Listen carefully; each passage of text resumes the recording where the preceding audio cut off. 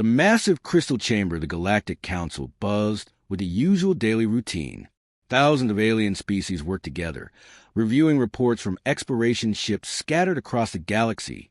Council Speaker Veltar, a tall blue creature with 4 arms, sorted through the endless stream of data with practiced boredom. Most reports were routine. New gas giants discovered, asteroid fields mapped, dead worlds cataloged. Nothing that would change the course of galactic civilization. Then Survey Team Gamma 7's transmission arrived. "This is Dr. Kim Woo-bin reporting from the Sol System." The voice crackled through the communication array. "We have found something impossible on the 3rd planet. Our instruments must be broken. Please send backup equipment immediately." Veltar's 4 eyes focused on the report with sudden interest. Survey teams rarely requested emergency assistance unless they had discovered something truly unusual. Light years away, Dr. Kim Woo-bin floated in a small research pod, staring at the blue and green world spinning below him. His partner, Park Ji-ho, checked their instruments for the 5th time that day. "The readings are the same," Park Ji-ho muttered, his voice tight with confusion. "This world should be completely dead." According to every scientific model known to the Galactic Council, the planet beneath them was a nightmare. The gravity was 3 times stronger than most civilized worlds could handle. The atmosphere contained 21% oxygen, a gas so reactive it could cause explosions. Violent storms raged across the surface with winds that could tear apart most known structures. The radiation from the local star bombarded the surface with deadly energy, yet their sensors detected something impossible. Complex life, not just simple bacteria or primitive plants, but advanced civilization. "Look at this," Park Ji-ho said, pointing to his display screen. "The surface is covered with structures, roads, cities, and those energy signatures. They look like technology." Kim Woo-bin shook his head in disbelief. How can anything live down there? The atmospheric pressure alone would crush most species. And those storm systems, they're bigger than entire continents on peaceful worlds. The 2 scientists watched in amazement as their instruments revealed more impossible details. The planet's surface showed signs of massive explosions in its recent history. Radiation signatures suggested the inhabitants had actually detonated atomic weapons on their own world. Most disturbing of all, life had continued to flourish after these explosions. Back on the Council homeworld, the emergency meeting was already underway. The Xenobiology Department had gathered in their secure chamber, trying to understand impossible readings from Sol 3. Dr. Mordun, the Council's chief biologist, examined the data with his 12 tentacles writhing in distress. His species had survived by avoiding dangerous worlds for millions of years. The concept of life thriving on such a hostile planet challenged everything he believed about survival. "This world should have killed itself long ago," he whispered to his assistant. "The oxygen levels would cause constant fires. The weather patterns would destroy any surface civilization. How can complex life exist there?" Council military advisor Klexant studied the tactical implications. His warrior species had conquered dozens of worlds, but they had always chosen targets carefully. They avoided death worlds because even their advanced technology could not survive such conditions.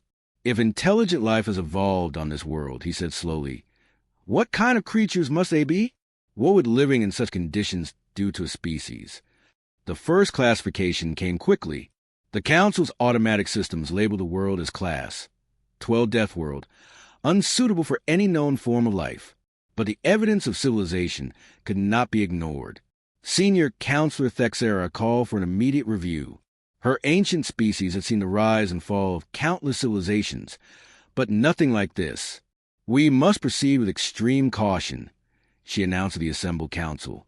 "If a species has not only survived but thrived on such a world, we cannot predict their capabilities or intentions." The debate that followed would later be remembered as a moment everything changed for galactic civilization. Some council members argued for immediate military action. Others suggested diplomatic contact. A few recommended complete avoidance of the Sol system. As the arguments continued, more data arrived from the survey team. The inhabitants of the Death World had developed nuclear technology and spaceflight.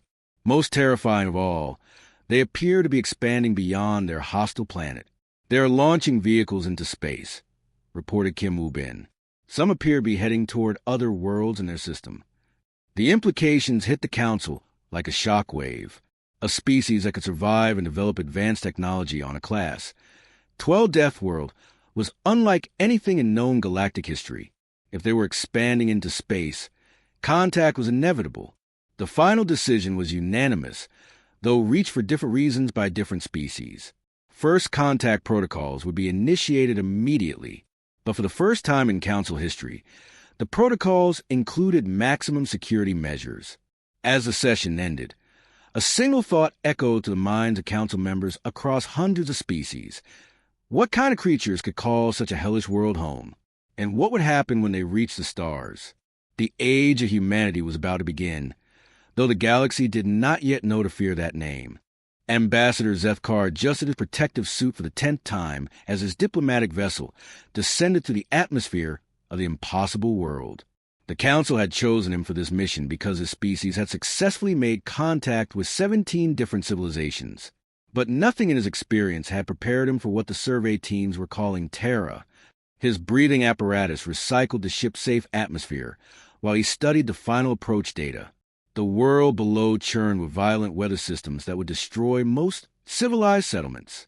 Yet the sensors showed millions of structures scattered across the surface, many of them gleaming in the harsh sunlight of their deadly star.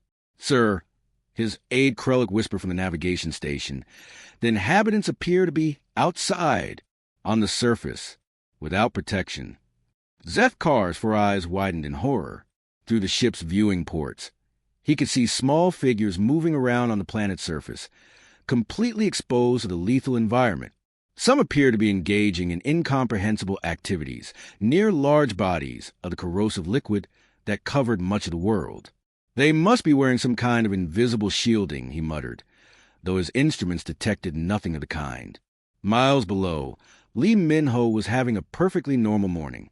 He had driven to his favorite climbing spot before work, secured his ropes, and was now halfway up a vertical rock face that rose 200 feet above the valley floor. The alien vessel passing overhead caught his attention for a moment, but he assumed it was some kind of new aircraft. He could not have imagined that his casual morning climb was being recorded by terrified alien observers who believed they were witnessing a primitive creature attempting ritual suicide. The indigenous life form has attached itself to a vertical stone formation using only thin fibers, Navigation Officer Krell reported, his voice shaking. It appears to be climbing higher, deliberately increasing the danger to itself. Ambassador Zethkar watched the display in fascination and horror. His own species lived in carefully controlled underground cities, venturing to the surface only in heavily armored vehicles. The idea of deliberately climbing to dangerous heights for no apparent reason was beyond his understanding. The landing site had been chosen carefully, a flat area near what appeared to be a settlement, far from any obvious hazards. The diplomatic team emerged from their vessel wearing full environmental suits rated for the most hostile conditions known to galactic civilization. They were met by a small group of humans led by Kim So-young, Earth's newly appointed alien liaison officer. She wore a simple dress and sandals, breathing the planet's explosive atmosphere as if it were perfectly safe. "Welcome to Earth," she said with a smile that revealed rows of sharp white teeth designed for tearing flesh. Several members of the diplomatic team stepped backward in alarm. Ambassador Zethkar tried to maintain his composure, despite the primitive terror response flooding his system. The creature before him was clearly an apex predator that had somehow developed intelligence. Its forward-facing eyes were designed for tracking prey, and those terrible teeth suggested a diet that included other living beings. We greet you in peace," he managed through his translator. "Your world is most unique." Kim So-young laughed, a sound that registered as a hunting call in the auditory systems of most council species. Behind her, human children played in what the aliens recognized as direct exposure to their star's deadly radiation, running and shouting with apparent joy. "We love living here," she continued, gesturing at the landscape around them. "Earth is beautiful. The mountains, the oceans, the forests. We feel very lucky." The word lucky caused visible distress among the diplomatic team. They were standing on a world where the very air could cause explosions, where violent storms regularly devastated the surface, where the inhabitants had somehow survived their own nuclear warfare, and the creatures that lived here considered themselves fortunate. Perhaps, Ambassador Zethkar said carefully, you could show us your underground cities? Your protected environments where your people actually live. Kim So-young looked confused. Underground? No, we live on the surface. Most humans prefer houses with windows, so we can see outside. We like sunlight. The translator struggled with this concept. The alien word for sunlight was the same as their term for death ray. As the tour continued, the diplomatic team's horror only grew. They visited a human settlement where the inhabitants lived in structures made of thin materials that offered no protection from a hostile environment. Children played in open spaces, exposed to deadly radiation and unpredictable weather. Adults engaged in activities that appeared designed to increase their risk of injury. At a local park, they watched humans deliberately immerse themselves in a corrosive liquid they called water, apparently for recreation. Others threw objects at each other in what looked like combat training, but was described as games. Your species, Ambassador Zethkar finally asked, do you have any safe places? Any protected environments? Safe. Kim So-young considered the question. Well, we have hospitals for when people get hurt, and we stay inside during really bad storms. But mostly we just live our lives. Earth can be dangerous, but it's home. The concept of calling such a place home was perhaps the most terrifying revelation yet. These creatures had not just survived their death world. They had embraced it. They loved it. And now they were looking toward the stars with the same casual confidence they showed toward their impossible world. As the diplomatic vessel prepared for departure, Ambassador Zethkar filed his preliminary report. Species demonstrates unprecedented adaptation to hostile environment. Recommend extreme caution in all future dealings. They consider their death world paradise. The cultural exchange program was meant to build friendship between humans and the Galactic Council. Instead, it nearly caused 6 alien species to declare humans a threat to galactic civilization. Council anthropologist Dr. Yiflon had studied 47 different intelligent species during his long career. His specialty was understanding how different cultures develop their art, entertainment, and social customs. He volunteered for the human assignment with confidence and scientific curiosity. That confidence lasted exactly 3 hours. They call it cinema, he reported back to the council through an emergency transmission, his voice hollow with shock. The humans create moving pictures for entertainment. I witnessed something called an action movie about creatures called zombies that eat other humans. The humans in the theater were eating food and laughing. His research assistant, Dr. Plexani, had fared even worse. She had attended what humans called a sports event and was still receiving medical treatment for psychological trauma. They gather in massive groups to watch other humans engage in ritualized combat, she whispered from her hospital bed. They call it football, but it involves repeated violent collisions between warriors wearing minimal armor. The spectators cheer when someone gets injured. On Earth, cultural attaché Jung, Dion, was struggling with similar problems from the opposite direction. Her job was to explain human culture to the increasingly disturbed alien visitors. But every explanation seemed to make things worse. Mixed martial arts is actually quite safe, she said to the assembled group of alien diplomats, most of whom had changed their species' equivalent of a sickly pale color. The fighters train for years, and there are strict rules to prevent serious injury. But why? Interrupted Counselor Brektar, his multiple eyes dilating with fear. Why would anyone choose to engage in combat for entertainment? Well, Jung Dion said thoughtfully, humans have always enjoyed testing themselves against challenges. We like to see who's stronger or faster or more skilled. The translator worked frantically to convey this concept to species that had evolved cooperation as their primary survival strategy. Most alien civilizations had developed past any need for physical conflict thousands of years ago.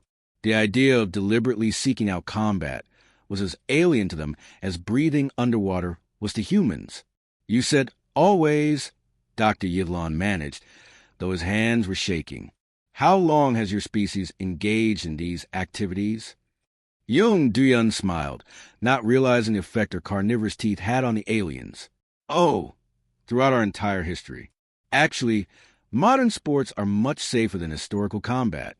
The word historical caused 3 diplomats to request immediate medical attention. Historical combat? Squeak Trade Representative Vixtel.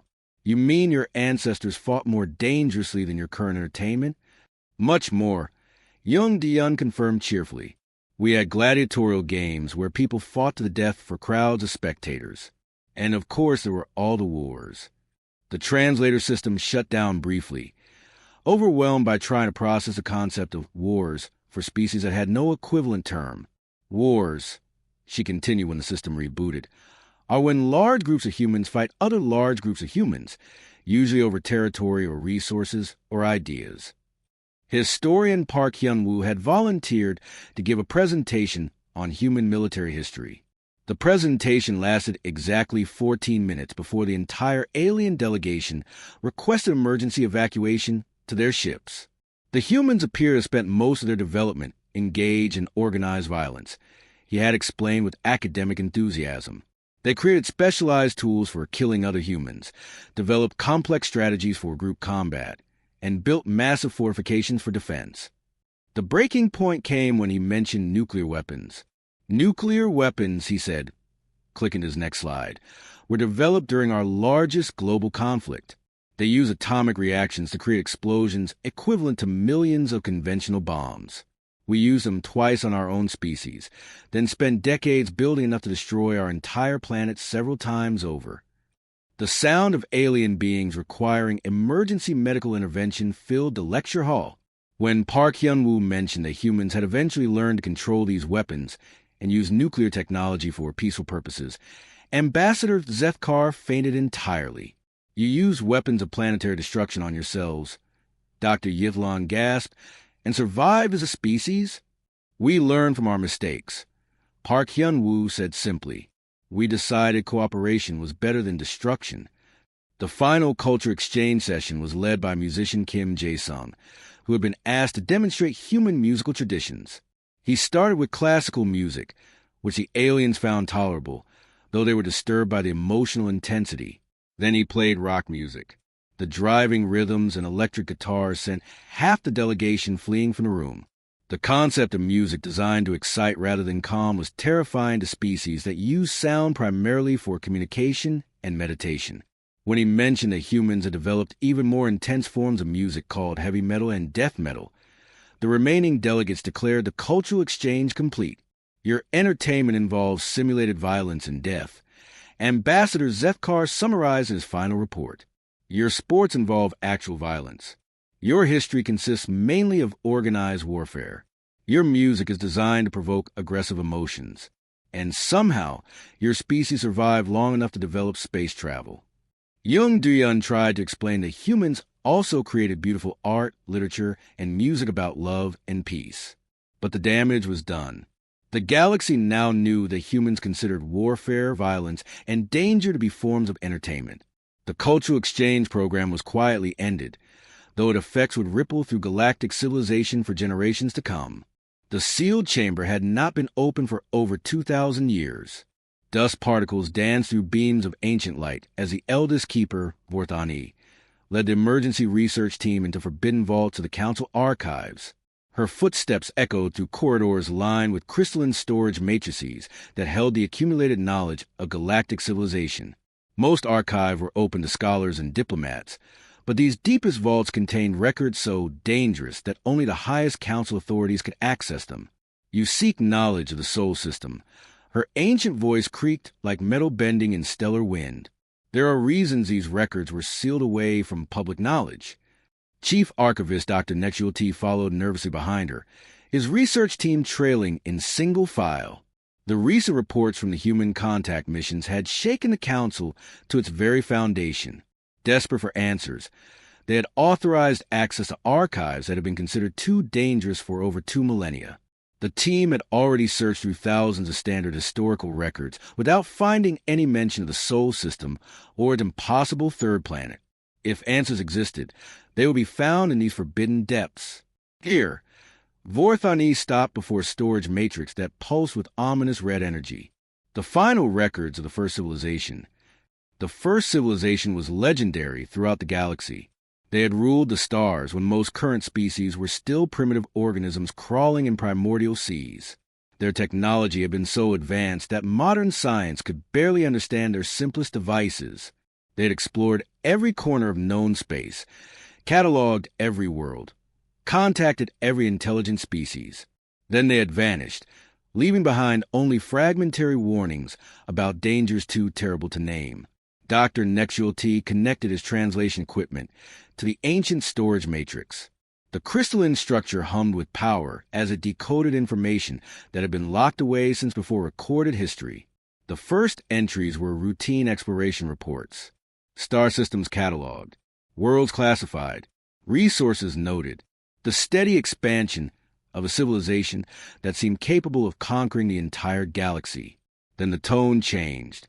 System designated Sol. The ancient text appeared on their screens. Third planet shows impossible characteristics. Gravity exceeds safe parameters for civilized life. Atmospheric composition contains reactive gases at lethal concentrations. Surface conditions hostile to all known forms of intelligent development. Junior researcher K. Flynn adjusted the translation parameters, hoping he had made an error, but the next entries only became more disturbing. Continued observation reveals presence of complex life forms. Species demonstrates adaptation to conditions that should prevent survival. Gravity tolerance exceeds any known biological limits. Atmospheric toxicity appears to have been incorporated into their biological processes. The research team exchanged worried glances. They had hoped the ancient records would provide reassurance, perhaps evidence that humans were not as dangerous as the recent contact report suggested. Instead, they were discovering that the first civilization had encountered the same terrifying impossibility. "Look at this entry," whispered Dr. Plexani, her tentacles trembling as she highlighted a section of text. It's dated just 50 years before the first civilization's final transmissions.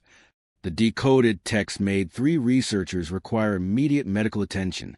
Species demonstrates unprecedented development of weapons technology. Surface analysis reveals evidence of controlled atomic detonations used for territorial disputes. Warning: inhabitants appear to weaponize their hostile environment rather than seeking escape from it. Vorthani's ancient eyes glowed dimmer as she accessed even older files. The first one tried to understand them, she explained. They sent observation teams, just as you have done. The results were disturbing. The next series of entries detailed the first civilization's attempts at contact with the inhabitants of the Death World. The parallels to current events were terrifying.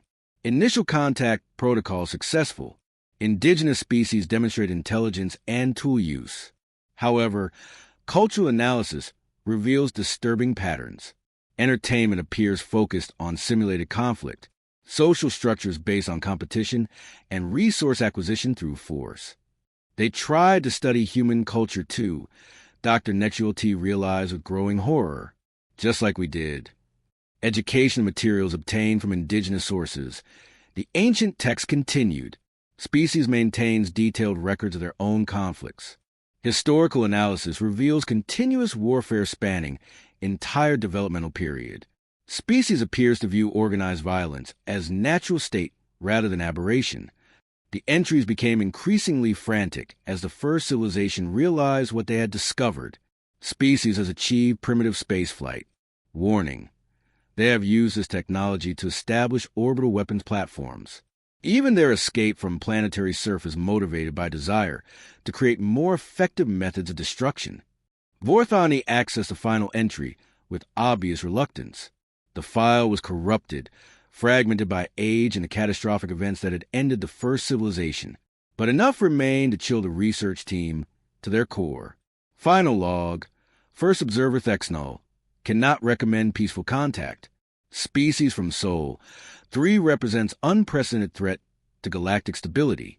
They do not seek to escape their death world. They seek to transform the galaxy into an extension of it. They are not prisoners of their hostile world. They are its perfect product. The last line appeared slowly on their screens, each word burning itself into their consciousness. May the stars forgive us. We have found a mythical forge of nightmares, the death world that breeds war itself into thinking beings. Recommend immediate quarantine of Sol System. Do not let them reach the stars. The file ended abruptly, corrupted by whatever catastrophe had claimed the first civilization shortly afterward. Vorthani closed the storage matrix with trembling appendages. Now you understand why these records were sealed. The first ones knew what was coming from that system. They tried to warn future civilizations. But they failed to stop them, Dr. Nexual whispered. Yes, the ancient keeper replied. And now the children of the Death Forge have learned to fly. The emergency session of the Galactic Council had been called with unprecedented urgency. For the first time in over 1,000 years, every single member species had sent their highest representatives to the Great Crystal Chamber, the massive space buzz of hundreds of different languages, translation systems working overtime to handle the chaos of fear and debate. Supreme Counselor Drexani, whose ancient species had seen the rise and fall of countless civilizations, called for order with a voice that carried across the vast assembly. His forearms gestured for silence as the translation network synchronized. We are here to decide the fate of humanity, he announced, his words echoing in the chamber. Our xenobiologists, diplomats, and historians have completed their studies. We must now classify this species before they develop faster-than-light travel. The debate that followed would be remembered as the most important decision in galactic history. General Clockstar, the hegemony military corps, stood first, his battle-scarred form imposing even among the diverse assembly of alien species. His people had conquered dozens of worlds through careful strategy and overwhelming force. The evidence is clear, he declared, his voice carrying the authority of 1,000 victories. These humans are a threat unlike anything we have ever encountered. They do not just survive on their death world. They thrive on it. They have turned violence into entertainment and warfare into art. Murmurs of agreement rippled through the military representatives.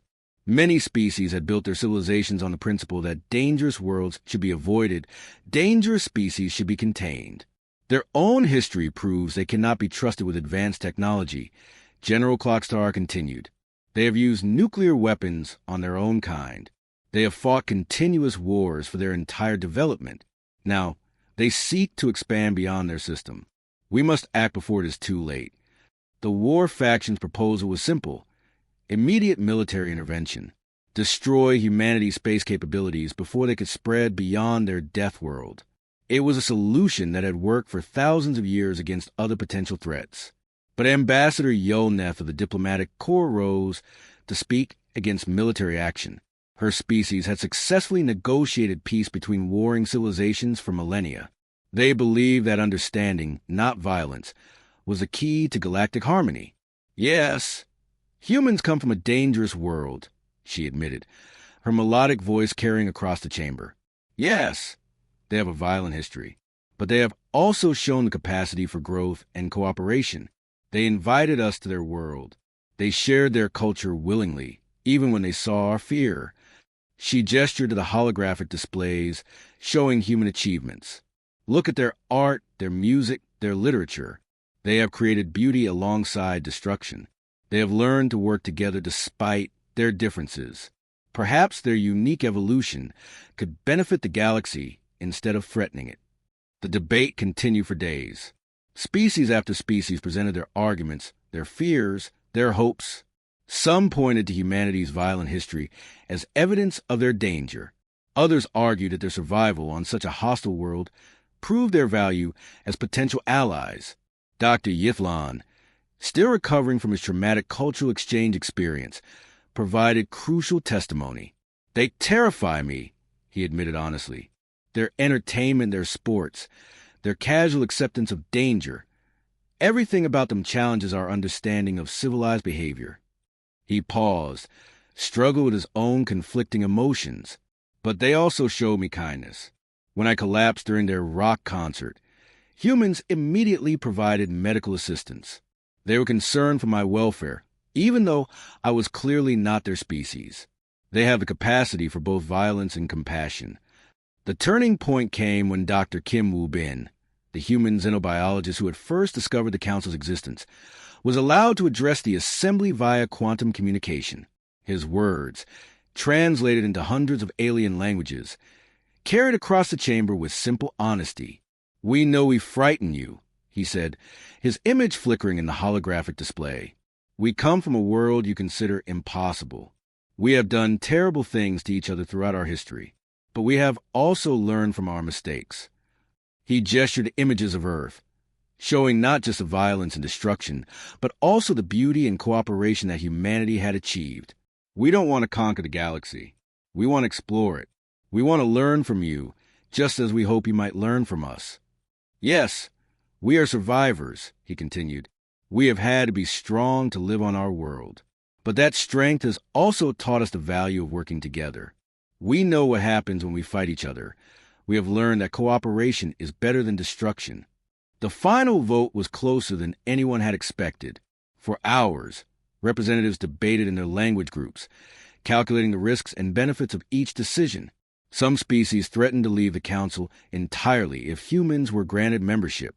Others promised to withdraw if humanity was destroyed. In the end, the decision was made by the smallest possible margin, 847 votes in favor, 831 opposed, with 76 abstentions. For the first time in galactic history, a species was classified as Tier 1 Apex, approached with extreme caution and respect. As the council session ended, long-range sensors detected something that made every representative pause in fear and wonder. Humanity's first faster-than-light vessel was launching from Earth orbit, its primitive but functional drive carrying it toward the nearest council outpost. The age of human expansion had begun. The galaxy held its collective breath, wondering whether they had made the right choice. On countless worlds, parents would tell their children new bedtime stories about the strange species from the Death Forge who had learned to reach for the stars. The universe would never be the same.